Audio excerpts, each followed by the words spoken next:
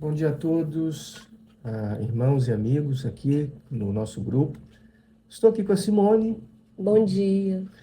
Vamos considerar aqui o Maná de 29 de junho, enquanto estamos aqui tomando um cafezinho da manhã, maravilhoso. Simone já comeu dela.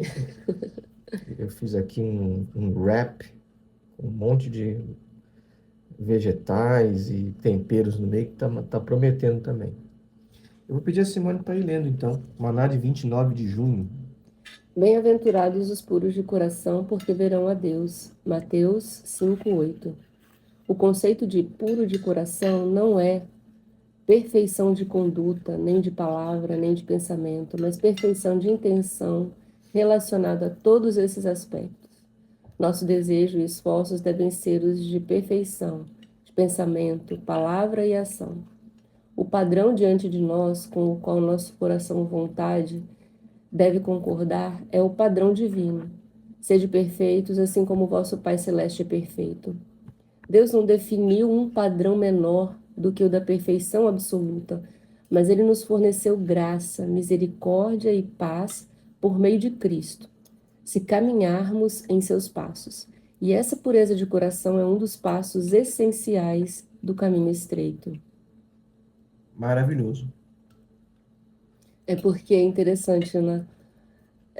Puro de coração não é perfeição de conduta, porque Uhum. quando a gente fala de intenção, ela tá dizendo justamente isso aí.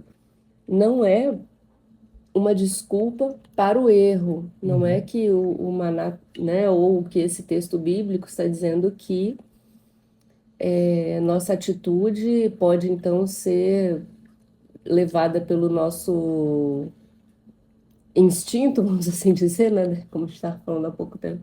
Uhum. Pelos nossos sentimentos, pela nossa vontade. Então, por exemplo, no momento de raiva, eu vou falar palavras ruins, ou num momento de ansiedade, eu vou também tomar atitudes impensadas, não é isso. Então, aí diz que o puro de coração, apesar de não ser perfeito de conduta, nem palavra, nem sentimento, mas eu vou agir sim da melhor maneira possível dentro da minha imperfeição. Então, não é uma desculpa para pecar, mas quanto mais eu aperfeiçoo o meu pensamento, quanto mais eu coloco ele de acordo com o pensamento de Deus, mais eu me aproximo também na atitude. Uhum. Acho que eu entendi desse jeito também, que a perfeição que Jeová exige é absoluta. Só que no momento nós não temos como ser absolutamente perfeitos, mas podemos ter uma intenção de coração nesse sentido. E aí essa intenção é que está sendo levada em conta, e o restante é coberto pelo sangue de Jesus e o sacrifício que já foi aplicado no caso da igreja. Porque em muitos momentos impensados, o cristão, aquele que realmente quer fazer a vontade de Deus, né? Ele vai se sentir culpado. Uhum. Isso acontece muito, isso já aconteceu muito comigo, por exemplo. Dizer alguma coisa e depois se arrepender mortalmente. Mas aí vem que esse arrependimento genuíno, ele me dá essa certeza de que eu fui perdoada pela misericórdia, pela graça, como diz aqui embaixo, né? E vem Ele também. nos perdoou, ele nos forneceu graça, misericórdia e paz. Daí esse sentimento de paz é que não. E aí é que entra aquele texto, né, que quando nossos corações nos condenarem, Deus é maior do que os corações. Uhum. Você vê que tudo isso se aplica a pessoas que não cruzaram a linha do pecado contra o Espírito Santo, né? Que se o seu coração está condenando, é porque você está arrependido, né? Eu entendo que quando você cruza essa linha, é impossível ser conduzido ao arrependimento, como diz Hebreus. Por outro lado, temos que tomar cuidado para não usar esse conceito de perfeição de intenção para justificar os nossos erros, né? No meu coração eu gostaria de ter feito diferente e não mover um dedinho para mudar a situação. Esse é o único perigo, né, de alguém querer usar isso daí para justificar uma perpetuidade do erro. Ou seja, alguém está vivendo no erro, segundo a Bíblia, não mudou o seu proceder, não faz nada para mudar, não luta contra o pecado, mas se autodesculpa usando essa frase: o meu coração, na verdade, não queria ser assim.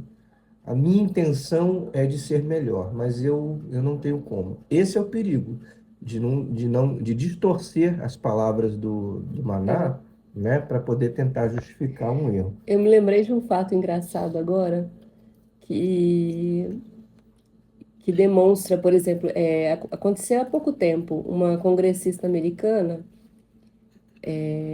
vou começar do começo, na verdade, a história. Um congressista, um homem, né? Ele notou que a bolsa dele todos os dias estava molhada.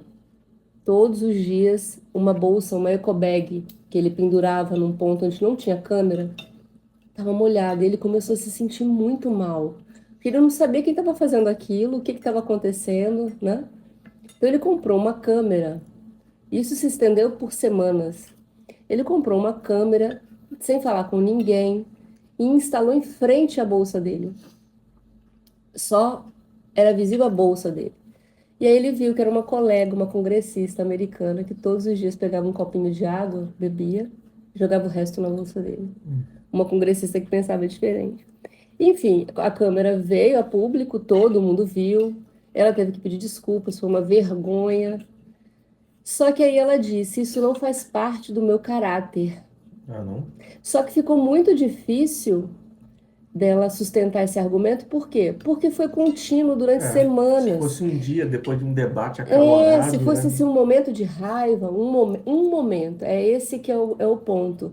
Então, o pecado, eu acredito que quando ele é algo contínuo, em que a pessoa faz daquilo um hábito, Uhum. quando ela, de alguma maneira, não demonstra nenhum esforço para poder se corrigir, é muito difícil dizer que isso não faz parte do hábito, da rotina, do caráter. E o caráter cristão, ele não abraça certas atitudes, não adianta, não, não entra no É mesmo incompatível, ponto, né? é incompatível. Eu perco as palavras, não é? Só corre. É incompatível. Então, essa é a diferença. Quão rotineiro é uma atitude, uma palavra, um pensamento, né? Então é isso, meus queridos. Excelente Maná e muito obrigado também, Simone. Seus comentários são maravilhosos. Tenham todos um excelente dia. Fiquem com o nosso Pai Celestial Jeová e o seu Filho, o Senhor Jesus. Um bom dia, a gente se vê mais tarde na reunião.